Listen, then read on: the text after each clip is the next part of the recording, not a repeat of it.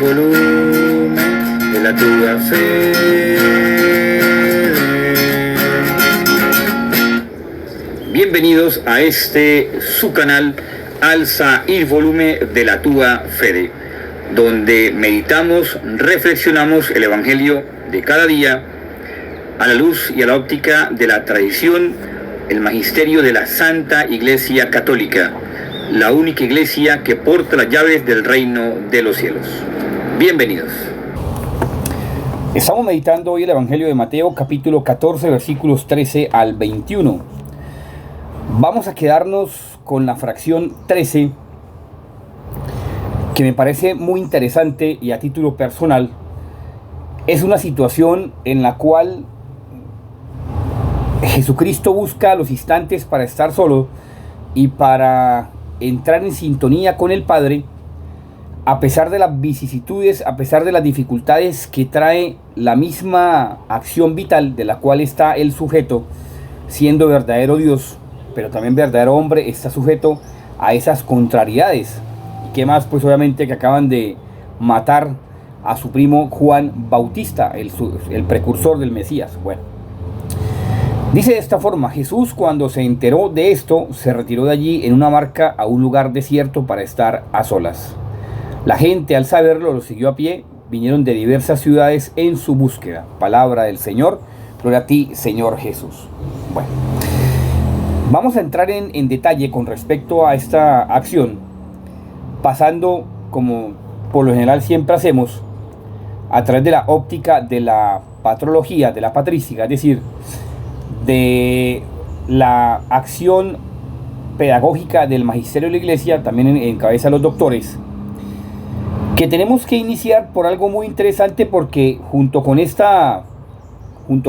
enunciado de Mateo, del versículo 13 del capítulo 14, también acordémonos que nos está hablando precisamente de la multiplicación de los panes.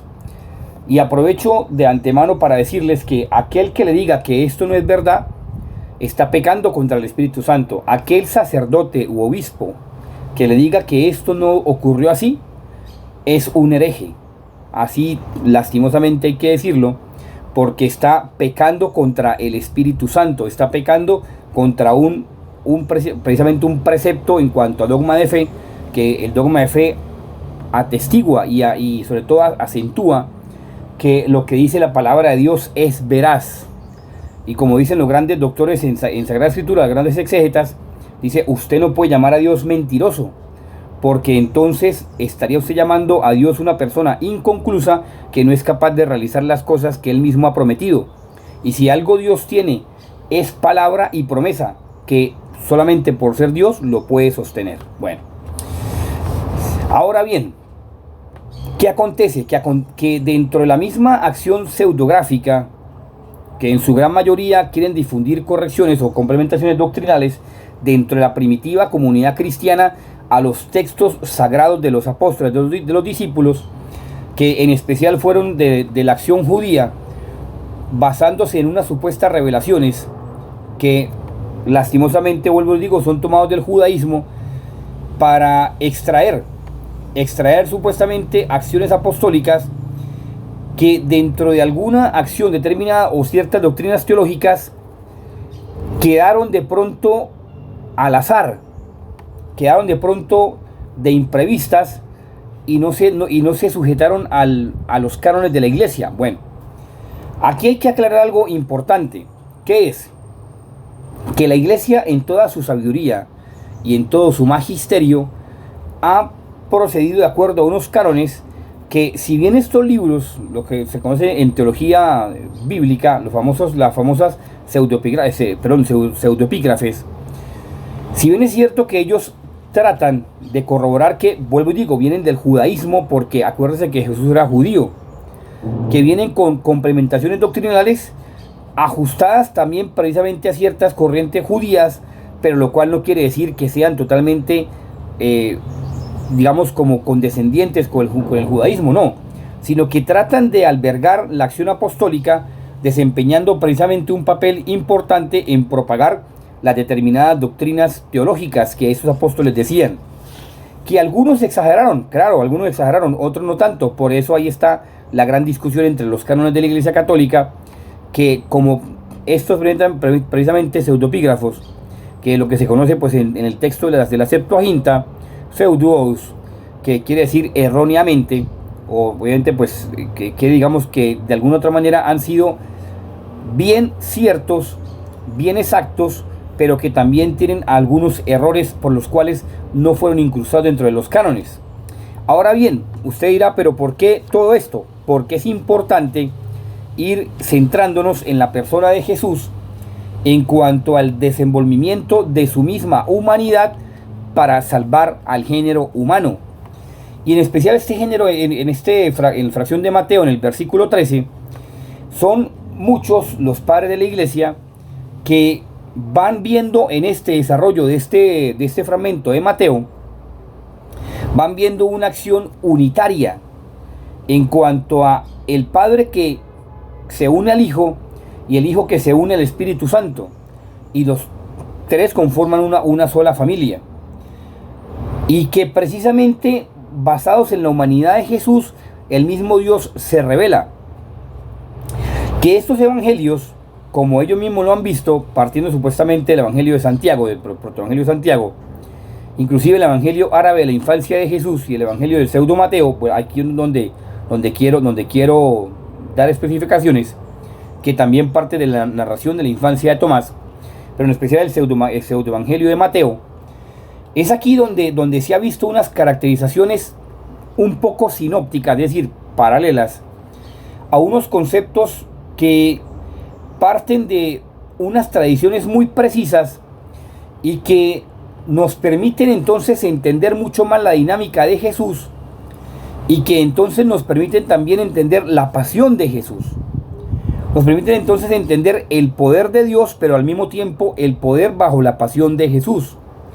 Que dentro de la misma complementación de estos textos, o textos complementarios dentro de esa misma tradición sinóptica, parten de las fuentes en cuanto a que se reelaboran los textos evangélicos, y que dentro de estos textos forman ciertos corrientes o ciertas comunidades que, a pesar de que en aquel entonces, en ese preciso instante, no se mantienen los textos apostólicos ya propiamente definidos, sí se mantienen estas cartas como difusión en cuanto a la primitiva comunidad cristiana, para entonces saber de quién, o saber a quién sigue, más bien después de la muerte de Jesús.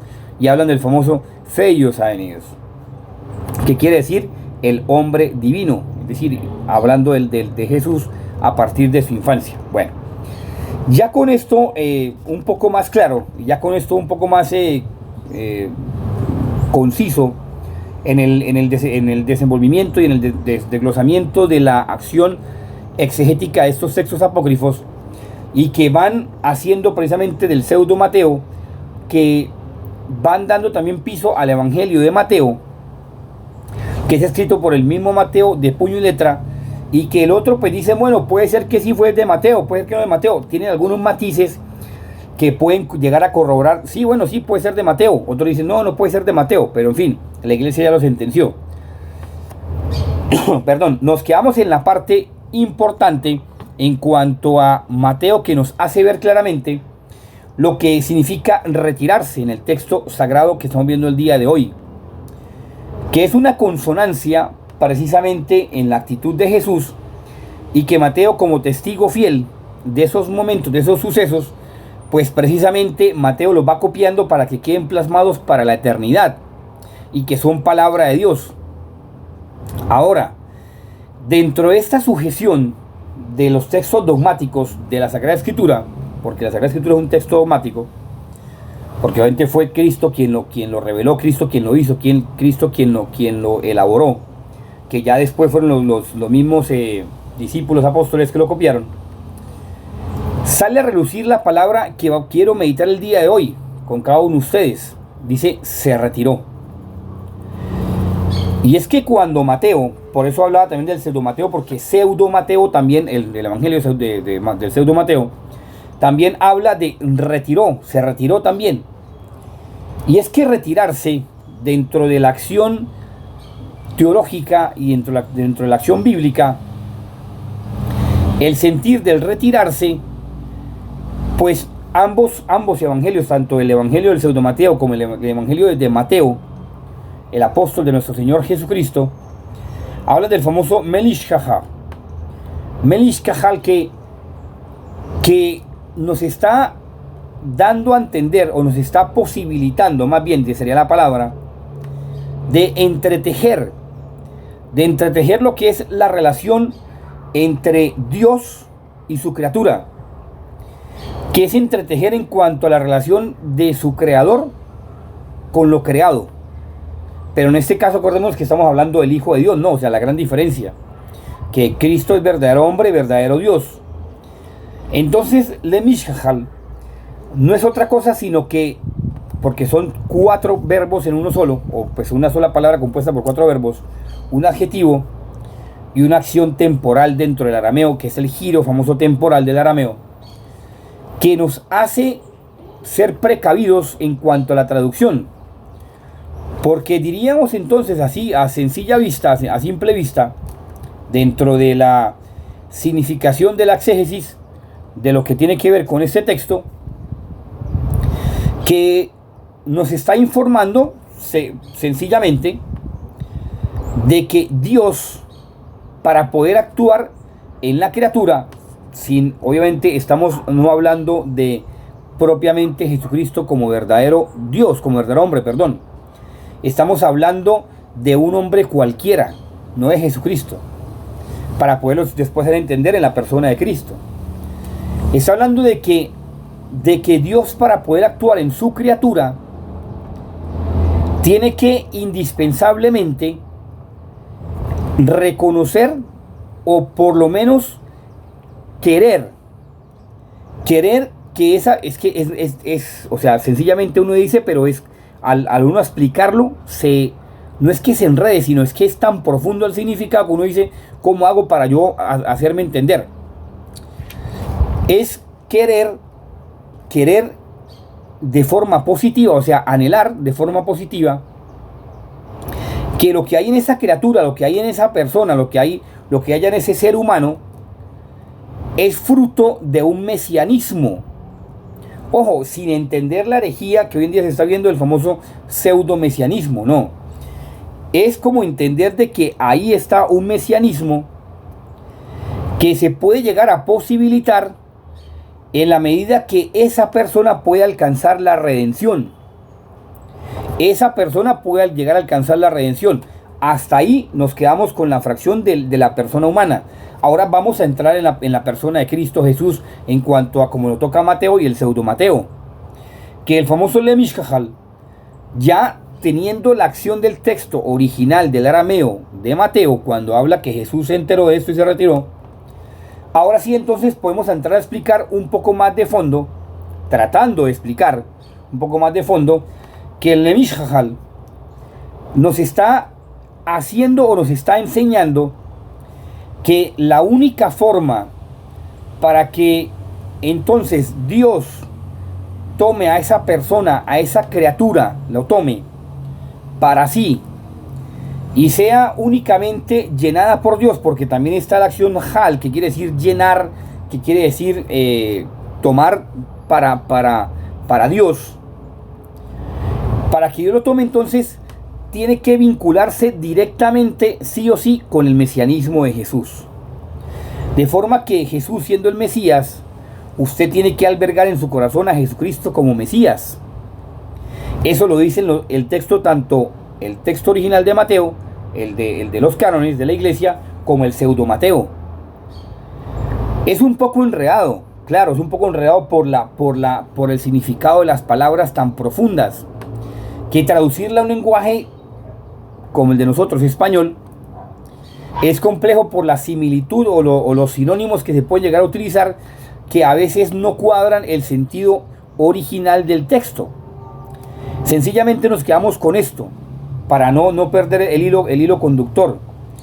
Nos está enseñando que ser retiro quiere decir, no solamente es retirar, sino nos está queriendo decir que en usted tiene que albergarse Cristo como Mesías. De forma que usted tiene que representar a Jesucristo como Mesías para alcanzar la redención. Y ojo, no estoy hablando de la, vuelvo y digo, de la herejía del pseudomesianismo, que usted se puede salvar por sí mismo. No, un gravísimo error. Estoy hablando de la condición en la cual usted puede llegar a la redención, siempre y cuando usted se parezca a Jesucristo y asuma el mesianismo de Jesús en su vida. No usted como su Mesías, ojo, sino el mesianismo de Jesús para su vida. Claro, y vuelvo y digo, por los bordes nomás, porque nos demoríamos siempre 1 horita, 2 horitas a veces explicando esos temas, y no es cuestión de hondanar, es cuestión simplemente de enseñar hasta cierto punto para poder tener las bases firmes, concretas de lo que es el cristianismo y lo que la palabra de Dios nos está hablando. Entonces, no es usted ser como Mesías, es vivir usted el mesianismo de Jesús en su vida para que usted alcance la redención que ya Cristo ha hecho. Cosa contraria a lo que hablan los hermanos protestantes, es un poco de herejes, de cismáticos, inclusive cosas contrarias que también inclusive se hablan en la iglesia católica, que supuestamente con los movimientos que lastimosamente vienen de corrientes hindúes, el brahmanismo, el chamanismo, todas las cosas, que usted mismo se puede salvar, pues resulta que ese mismo sentir de que usted mismo se puede salvar es que usted mismo se va a condenar. No es que usted se salve, es que usted se va a condenar. ¿Por qué? Porque usted no está aceptando a Jesús como Mesías y no está viviendo el mesianismo de Jesús en su vida. Es ahí donde entonces entra el gran sentir de Jesucristo en el famoso Lemishal en cuanto al mesianismo de Jesús que tenemos que nosotros que asumir para alcanzar la redención hecha en Cristo, que Cristo la hizo, la realizó y nos abrió las puertas para la redención. ¿Que hay que cumplir unas características? Claro que sí. ¿Que hay que vivir unos objetivos? Claro que sí. ¿Que todo no es tan fácil? Claro que sí, no es tan fácil. El que le diga que salvarse es fácil es un gran mentiroso. Bueno, porque el mesianismo de Jesús, mire, nada más mire la vida de Jesús cómo la vivió. ¿Usted la está viviendo parecida? No creo. Bueno, no sé. No soy quien para juzgar ni determinar. Bueno, ya para ir finalizando, acordémonos que hoy es el día del Santo Cura de Ars, patrono de los curas párrocos, bueno, también de los sacerdotes. Y hay algo que a mí siempre me ha puesto a pensar, detenidamente en cuanto a ciertas circunstancias. Y que si bien es cierto que, como dice el texto más adelante, la multiplicación de los panes y de los peces, que fue cierto primeramente, como bien lo dije al principio, que si alguna persona le dice que no ocurre así, es un hereje y cismático, sea el que sea obispo, sacerdote, religioso o religiosa, es un hereje, porque está haciendo cosas contrarias a lo que la doctrina de la iglesia ha enseñado por siglos, y que en beneficio hoy del cientificismo vienen a decir que no, que eso no existió, cuando hay muchísimas personas en el mundo que ha visto cómo la materia se multiplica. Se ha visto cómo la materia se multiplica. Y no es simplemente el sentir que dicen algunos teólogos de hoy en día, herejes cismáticos, que dicen, no, es que simplemente fue un llamado a la comunidad para que compartiera sus bienes con los demás. No, gran mentira. La palabra de Dios es exacta. Miren nada más lo que dice cuando dice se retiró, cómo uno patina uno para tratar de traducirlo. Ahora imagínense ese gran milagro de Jesús. Bueno, que ya lo hemos explicado en otros programas anteriores. Ahora, algo que sí me preocupa a mí y que me ha puesto a pensar mucho desde que tuve esa conciencia en cuanto a el sacerdocio, y como decía el mismo Santo Cura de Ars, si la gente supiera lo que es el sacerdocio, moriría de estupor, no de miedo, ni como dice el de temblor, no de temblor de miedo, sino de comprender la grandeza del sacerdocio, de comprender la grandeza de lo que es el sacerdote. Ahora, canónicamente, ahí donde yo quiero entrar, uno se pone a pensar, hay ordenaciones inválidas, por si usted no sabía, y eso me lo dijo a mí un amigo que tenía mucho poder en la iglesia, o tiene mucho poder en la iglesia, y me dijo, a mí me preocupa ciertas ordenaciones, porque cuando uno mira el sujeto y la acción que se va a realizar para con ese ministro, ese individuo que va a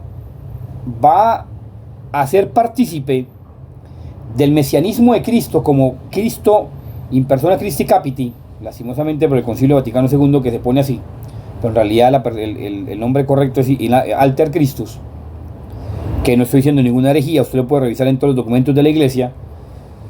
Pues sencillamente uno dice, oiga, si hay ordenaciones inválidas, uno dice, entonces, ¿qué está sucediendo? ¿Qué está sucediendo? Yo en especial conozco varias. Y ese amigo que tiene mucho poder en la iglesia, como le digo, es un hombre muy prudente. Y cuando suceden esas cosas, dice, yo me pongo a pensar si la persona es consciente de lo que, del gran misterio que va a recibir y de cómo entonces lo va a ejercer, si ha habido una indisposición, bien sea consciente o inconsciente, del candidato. Si es consciente, pues gravísimo. Si es inconsciente, pues bueno. Pero como dice él, que se dispone a recibir gran misterio y gran ministerio dentro de la que fue llamado por Cristo, o tal vez no fue llamado por Cristo, sino que simplemente lo adquirió bueno, en fin, por lo que sea. Entonces ahí se ponen a pensar, dice él, entonces no puede ejercer el ministerio, o sencillamente tiene que entrar en un acto de discernimiento de por qué entonces fue o adquirió o trabajó para que en su vida se diera ese ministerio, se diera ese llamado, y cuál fue el objetivo que lo llevó a eso, decía él, y es cierto. Bueno, o sea, ¿cuál fue el sentir, cuál fue el deseo para que él llegara a ser sacerdote? Que ordenado por el obispo, pero que dentro de esa misma ordenación hay una objeción, hay unas circunstancias que no ameritan su ordenación, es decir, no es sacerdote. Y es ahí donde se preguntan este hombre y muchas personas que saben del tema, dicen, ¿y entonces qué se puede llegar a hacer? Si la persona es consciente, gravísimo. Si es inconsciente, bueno, vaya y pase, pero hay que mirar una solución. Porque si bien es cierto que dentro de la norma canónica ex opere operato, ex opere operantis, la gracia actúa por encima de la debilidad del ministro, en este caso hay una acción facultativa negativa que impide el desarrollo del ministerio. Es ahí donde uno piensa esas circunstancias, y donde, con respecto al texto del Evangelio, entonces no se viviría el mesianismo de Jesús, no se viviría el llamado de Jesús al sacerdocio, y mucho menos se viviría el sentir por el cual Dios ha escogido, así como dice San Pablo, a ciertos hombres para ser sus ministros, sacados de entre los hombres, a pesar de la poquedad, a pesar de lo que todos somos nosotros, pecadores. Todos somos nosotros pecadores, todos somos pecadores. Entonces ahí donde uno entra a preguntarse y preguntar al Espíritu Santo qué ha sucedido, o qué sucedió, o qué sucederá. Cuando bien sabemos que dentro de la consagración y los ministerios y el desarrollo de los sacramentos, pues hay una invalidación. Claro, se tiene que recurrir a ciertos canonistas, expertos en derecho canónico, para que entonces den una solución efectiva a esa invalidez del sacramento recibido. Bueno, en fin, no me meto en más temas, simplemente por los bordes. Solamente nos queda pedirle que a través de este fragmento, de este texto del Evangelio, en el cual estamos siendo nosotros llamados a vivir el mesianismo de Cristo, y el mesianismo de Cristo no solamente es decir, sí, yo creo en Cristo como Mesías, no, vívalo. O sea, me explico ya para finalizar de forma mejor: agarre su cruz y ame su cruz. Ese es el mesianismo de Cristo. Agarre su cruz y ame su cruz. Ame su cruz, para que amando su cruz el último día de su vida humana biológica, usted pueda abrazar la cruz, besarla y decirle: Señor, he cumplido con lo que tú has querido para mi vida. Pidamos entonces hoy a la Virgencita María, en esta fiesta sacerdotal del patrono de los curas párrocos, que nos cubra con su manto maternal de amor, nos lleve entre su inmaculado corazón, y que así como se está apareciendo, mire, es una revelación en Paraguay, donde María Rosa Mística, Madre de la Iglesia, en especial Madre de los sacerdotes, pues interceda por cada uno de nosotros, para que cada uno de nosotros cumplamos fielmente la misión para la cual el Señor nos creó. Que nos libre la acción del maligno de Satanás, que esas lágrimas de sangre que ella brota por sus ojos, se derraman en sus ojos por nosotros, por lo viles que somos, por los pecadores que somos, nos conmuevan y nos permitan entender cada vez más el amor de madre que se preocupa porque la humanidad cada vez más se va apartando de Dios. Y ni decir de aquellas personas que se ufaman de ser católicos practicantes y viven diciendo que el mundo se va a acabar. Bueno, en fin, que ella nos cubra con su manto maternal amor, nos libre de la acción de Satanás, del maligno, y nos permita entonces entender cada vez más la dinámica de nuestro Señor Jesucristo para salvarnos. Que San José nos libre también de la acción del maligno de Satanás para que alcancemos la vida eterna. Nuestro ángel de la guarda nos permita entonces entender cada vez más que lo único que nos importa es hacer la voluntad de Dios.